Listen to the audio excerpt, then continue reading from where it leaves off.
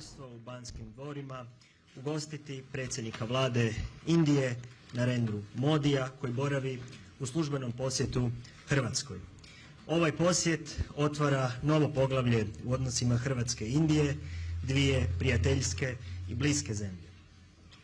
Nakon bilateralnog sastanka te potpisanih sporazuma u području poljoprivrede, kulture, znanosti, tehnologije, kao i sveučilišne suradnje, dvojica predsjednika vlada sada će se obratiti na zajedničkoj konferenciji za medije. Predsjedniče vlade, gospodine Plenković, izvolite. Hvala lijepa, dobar dan svima. Još jednom izražavam srdačnu dobrodošlicu predsjedniku vlade Indije, gospodinu Narendri Modiju, ministrima i njegovom izaslanstvu koji je danas po prvi put u Zagrebu i osobno, ali i prvi. This is the first Indian Prime Minister ever to have visited Croatia. Today's meeting is an opportunity to show the importance and strength of relations between the two countries, friendly relations with a lot of mutual respect, with significant historical ties, from Marco Polo, who discovered India to Europeans, to diplomats, traders in the 15th century who created links with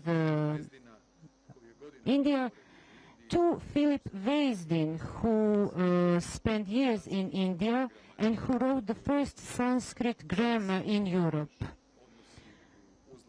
Today, our relationship is on the rise. This visit marks the continuity of the highest level visits.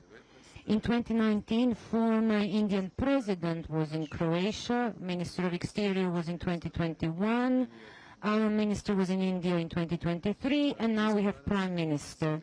Today, we signed 4 memoranda in the area of cooperation in agriculture, secondly, multi-annual cooperation in culture, in science, and finally, memorandum between the Indian Council for Cultural Relations and the University of Zagreb related to the study of Indology and everything that is really the basis of the wide interest among people in Croatia, their interest in India and Indian culture. We have also discussed economic relations. Our exchange in trade is around $250 million, and this exchange is the basis, in fact, for greater trade exchange. We believe that Prime Minister Modi's initiative on the economic corridor between India, Middle East, and Europe is an excellent opportunity. So India, European Arab Emirates, Saudi Arabia, Jordan, Israel, and then European ports. This is an opportunity to connect Croatia as a Mediterranean gate to Central Europe and to connect it to India, India's economy, and India's market. This year, Croatia presides over the 3 Seas initiative connecting Baltic Sea, Black Sea, and the Adriatic Sea.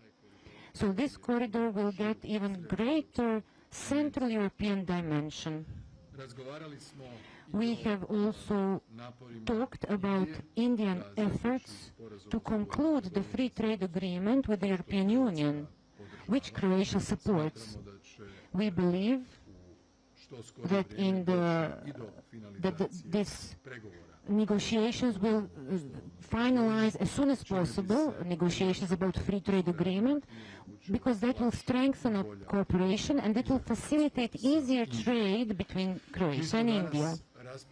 Today, we also discussed numerous international global topics.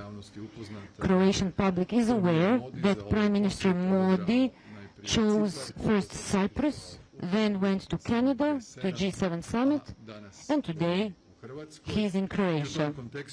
In that regard, we have discussed the Russian aggression against Ukraine. We have talked about the war that broke out between Israel and Iran. We have also discussed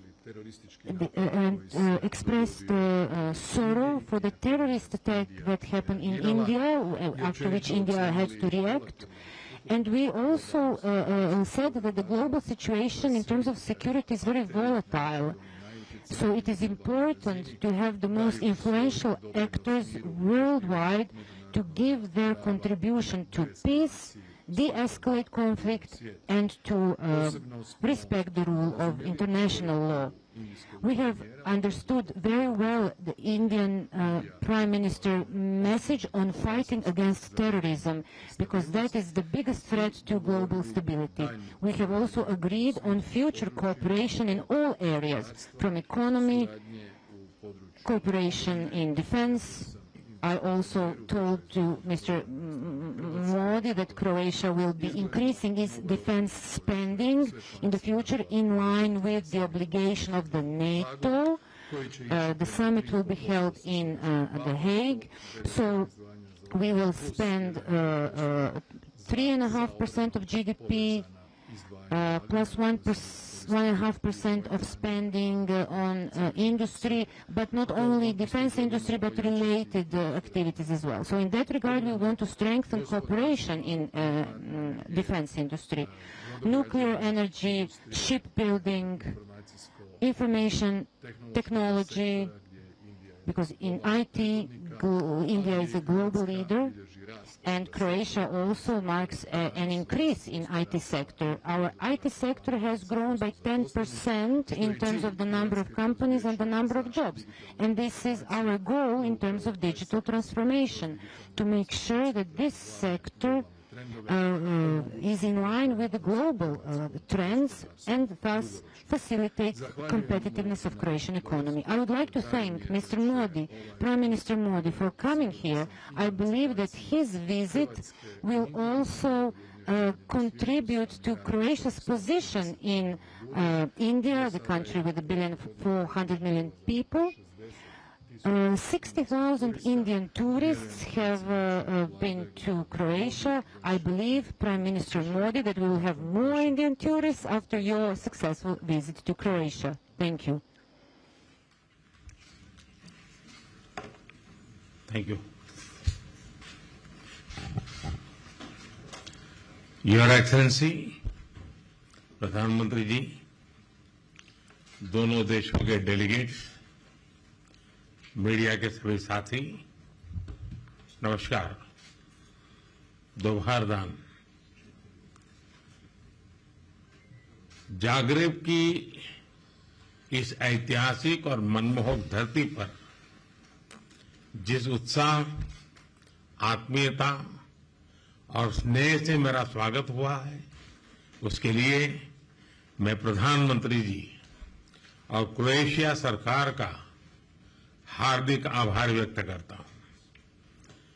किसी भी भारतीय प्रधानमंत्री की Croatia की ये पहली यात्रा है और इसका सौभाग्य मुझे मिला है।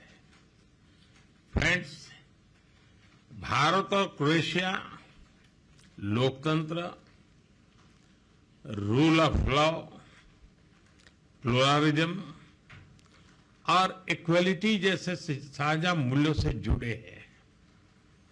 ये सुखद संयोग है कि पिछले वर्ष भारत के लोगों ने मुझे और क्रोएशिया के लोगों ने प्रधानमंत्री आंद्रे जी को लगातार तीसरी बार सेवा करने का अवसर दिया है। इस जनविश्वास के साथ हमने अपने तीसरे कार्यकाल में अपने द्विपक्षीय संबंधों को 3 गुना गति देने का निर्णय लिया है। रक्षा क्षेत्र में लॉन्ग टर्म सहयोग के लिए एक रक्षा सहयोग प्लान बनाया जाएगा, जिसमें ट्रेनिंग और मिलिट्री एक्सचेंज के साथ साथ रक्षा उद्योग पर भी फोकस किया जाएगा। ऐसे बहुत से क्षेत्र हैं जहां हमारी अर्थव्यवस्थाएं एक दूसरे की पूरक हो सकती हैं। हमारे इन क्षेत्रों को चिन्हित किया गया। हमने द्विपक्षीय व्यापार को बढ़ाने और विश्वसनीय सप्लाई चेन तैयार करने के लिए कई क्षेत्रों में सहयोग बढ़ाने का निर्णय लिया है। हम pharma, agriculture, information technology, clean technology, digital technology, renewable energy, semiconductor, ऐसे कई महत्वपूर्ण विषयों में सहयोग को बढ़ावा देंगे। शिप बिल्डिंग और साइबर सिक्योरिटी में सहयोग बढ़ाया जाएगा। भारत की सागरमाला परियोजना के तहत हो रहे पोर्ट मॉडर्नाइजेशन, कोस्टल जोन के विकास और मल्टी मॉडल कनेक्टिविटी में क्रोएशिया की कंपनियों के लिए भी व्यापक अवसर है। हमने अपने एकेडमिक इंस्टीट्यूशंस और सेंटर्स के बीच ज्वाइंट रिसर्च और कोलैबोरेशन पर बल दिया है। भारत अपने स्पेस अनुभव को क्रोएशिया के साथ साझा करेगा। फ्रेंड्स, हमारे सदियों पुराने सांस्कृतिक संबंध आपसी स्नेह और सद्भाव का मूल है। इवान फिलिप वेदिन ने 18वीं शताब्दी में पहली बार यूरोप में संस्कृत व्याकरण प्रकाशित किया। 50 वर्षों से जागरेब यूनिवर्सिटी में इंडोलॉजी विभाग सक्रिय है। आज हमने अपने सांस्कृतिक और पीपल टू पीपल संबंधों को और बल देने का निश्चय किया है। जागरेब यूनिवर्सिटी में हिंदी चेयर के एमओयू की अवधि 2030 तक बढ़ाई गई है। आने वाले 5 वर्षों के लिए कल्चरल एक्सचेंज प्रोग्राम तैयार किया गया है। लोगों के आवागमन को सरल बनाने के लिए मोबिलिटी एग्रीमेंट को जल्द पूर्ण किया जाएगा। क्रोएशियाई कंपनियां भारत की आईटी मैन पावर का लाभ उठा सकेंगी। हमने दोनों देशों के बीच टूरिज्म को बढ़ाने पर विचार विमर्श किया। यहां पर योग की लोकप्रियता को मैंने स्पष्ट रूप से अनुभव किया है। 21 जून को अंतर्राष्ट्रीय योग दिवस है और मुझे विश्वास है कि हमेशा की तरह क्रोएशिया के लोग इसे धूमधाम से मनाएंगे। फ्रेंड्स, हम सहमत हैं कि आतंकवाद मानवता का दुश्मन है, लोकतंत्र में विश्वास रखने वाली शक्तियों का विरोधी है। 22 अप्रैल को भारत में हुए आतंकी हमले पर संवेदनाओं के लिए हम प्रधानमंत्री जी और क्रोएशिया सरकार के हार्दिक आभारी हैं। ऐसे कठिन समय में हमारे मित्र देशों का साथ हमारे लिए बहुत मूल्यवान था। हम दोनों सहमत हैं कि आज के वैश्विक वातावरण में भारत और यूरोप की साझेदारी बहुत महत्व रखती है। ईयू के साथ हमारी स्ट्रेटेजिक पार्टनरशिप को मजबूत करने में क्रोएशिया का समर्थन और सहयोग बहुत ही महत्वपूर्ण है।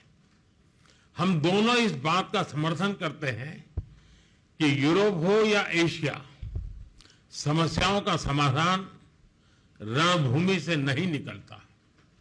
डायलॉग और डिप्लोमेसी से ही वही एकमात्र रास्ता है। किसी भी देश की क्षेत्रीय अखंडता और संप्रभुता का सम्मान आवश्यक है।